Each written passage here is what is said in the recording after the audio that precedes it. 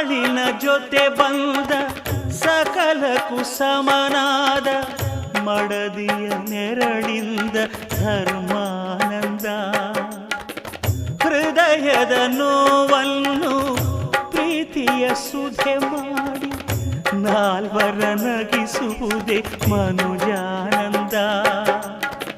ಬೆಲ್ಲದ ಕಣದ